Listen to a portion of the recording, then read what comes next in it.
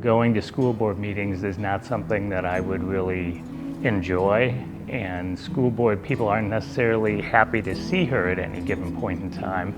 And she has to sit through a lot of stuff to get her 3 minutes, 4 minutes, 5 minutes. So she's relentless and she shows up. It's amazing across all different school boards across the Metroplex. It's just crazy good. So I was one of those people that kind of just didn't get involved, didn't really care about local politics, especially local politics. Like national politics, yes, interested in the fact that I was watching and voting in general elections, but local politics, not at all, not interested at all. But when these policies started affecting us locally during COVID, where we were being locked in our homes, I at the time had a small business that was shuttered, and I almost lost it completely. And so, I don't know, I guess I just got mad. On most days, I don't feel like we're really accomplishing much, but the fact that I was nominated for this actual award actually gave me it was humbling and gave me a little bit of hope that maybe I am making a little bit of a difference. Some of the just tangible things, we've been able to remove some of these filthy, nasty, disgusting books that are in our school libraries in multiple districts in Collin County, school districts in Collin County. Some of those have been big, huge fights, and some of them have been easier. Always appreciate the ones that I go to that say, oh wow, this is in our libraries, this is coming off the shelves today. Love those responses, but most of the times, we get the, oh, we can't remove those First Amendment rights and all that stuff.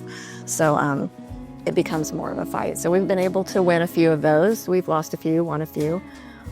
We have created Title IX toolkits for school districts. We've gone to school districts and said, you have the ability to pass a resolution of disapproval saying you will not change Title IX, the definition of sex in Title IX to include gender identity or sexual orientation. You don't have to do that. You can say no.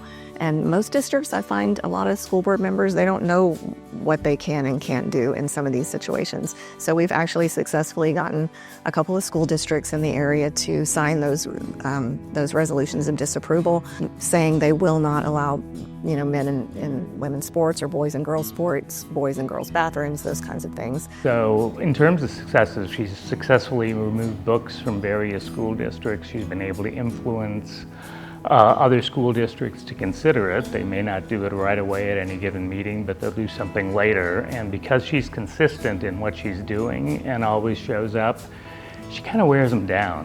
Probably for me, a big accomplishment is when I've empowered a parent or a citizen to stand up for themselves. So many of us for so long have just kind of been on the sidelines, and we sit back and we let others, kind of take on whatever the issue of the day is. When I meet a person and they're like, I just don't know what to do, and we empower them and we educate them and we tell them the rights that they have. Many parents don't know what rights they have in regards to their students in schools.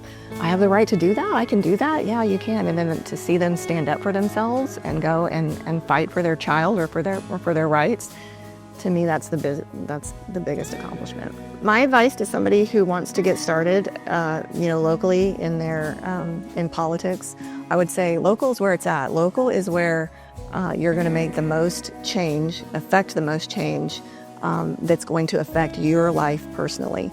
And so go to your city council meetings, go to your school board meetings. I'm always astonished at how few people are at school board meetings.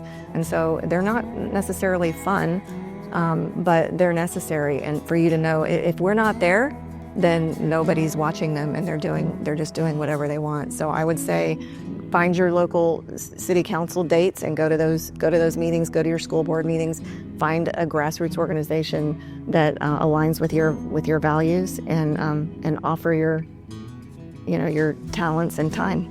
The reason I nominated Shannon is that she is completely relentless.